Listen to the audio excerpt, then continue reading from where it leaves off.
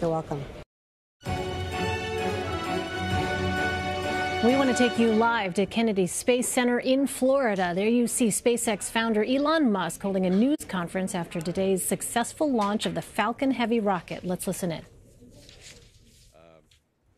I'm still trying to absorb everything that happened because it seems surreal to me. I had this image of just a giant explosion on the pad with, a wheel bouncing down the road and like the Tesla logo landing somewhere with a thud. But fortunately, that's not what happened. The mission seems to have gone really as well as one could have hoped, with the exception of the center core. The two side boosters. If you guys are here, you saw them land. That was epic. I think that's probably the most exciting thing I've ever seen, literally ever. And then the center core obviously didn't land on the drone ship, or we would have shown that. I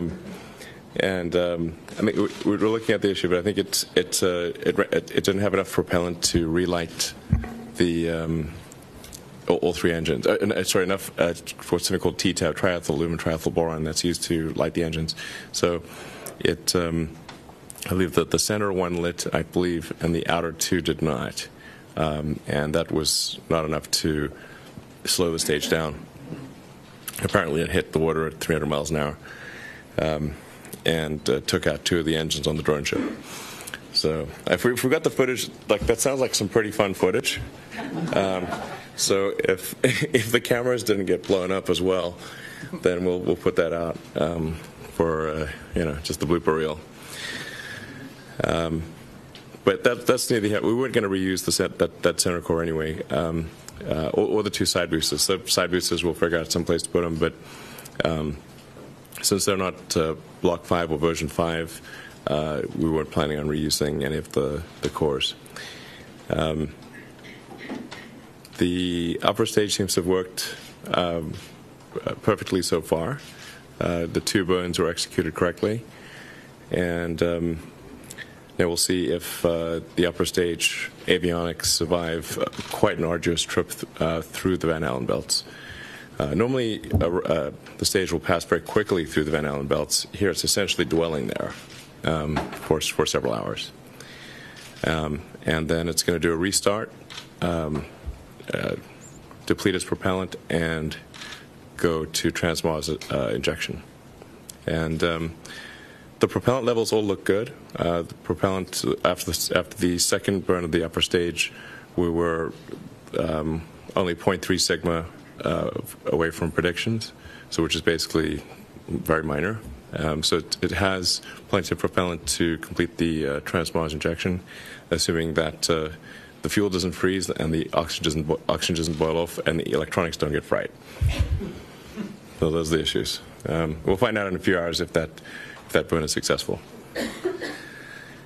I don't think if there's anything else I know that's worth mentioning. I went out to the landing zone, took a look at the side boosters. They look in really good condition.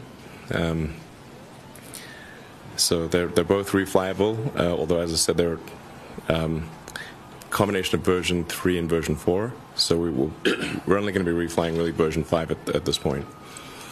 That launches shortly, and that'll be our mainstay. We'll stick to version 5 for the Falcon architecture. We don't expect to have a version 6. All right, any questions that I haven't answered? I'll do my best to answer them, but not sure if I have the information yet, but I'll try. So we're going to start in the room, okay. And the first question goes to David Curley from ABC News. Elon, spectacular. What did you learn? What did Falcon Heavy teach you? Taught me like crazy things can come true. Because he'd said I didn't really think this would work. Because when I see the rocket lift off, I see 1,000 things that could not work, and it's amazing when they do.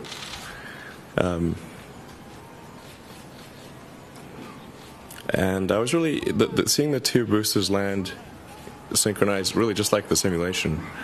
I mean, it makes me think like that could be quite a scalable approach. You could imagine large numbers of those just coming in, landing, taking off, landing, doing many flights per day.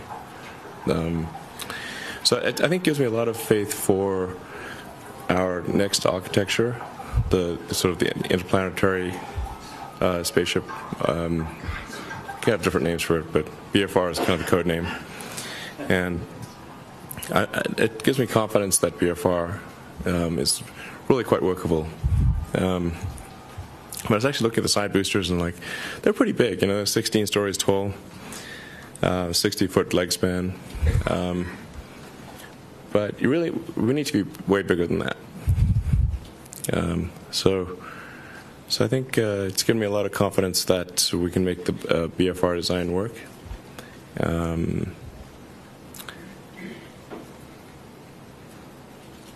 Yeah, it's.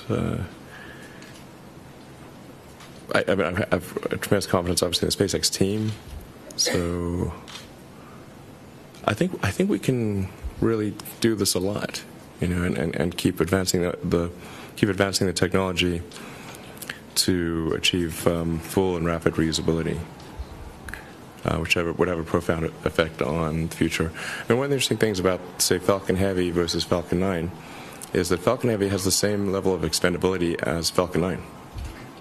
So if you look at, say, the price of Falcon 9 is $60 million, Falcon Heavy is 90, even though it's got 3 times as much capability. Because in both cases, the only thing that's expended is the upper stage. We're going to start recovering the fairings, the big nose cone. We're going to recover that, recover the boosters.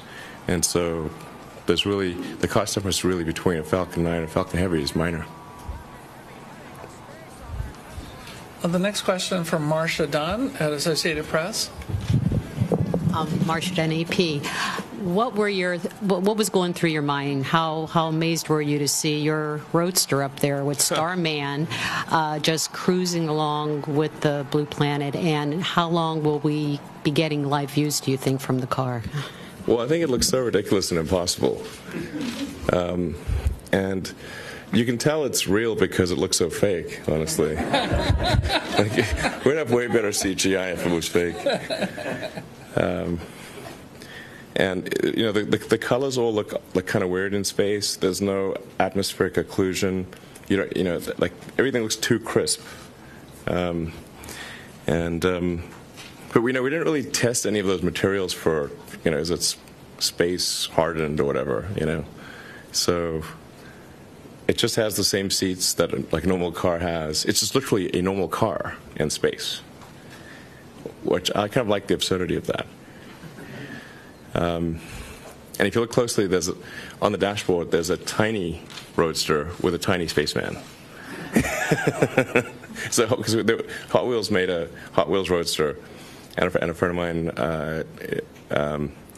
suggested, hey, why don't you put that Hot Wheels roadster with a tiny spaceman on in the car too? I'm like, that'd be cool. Sure. So we did that.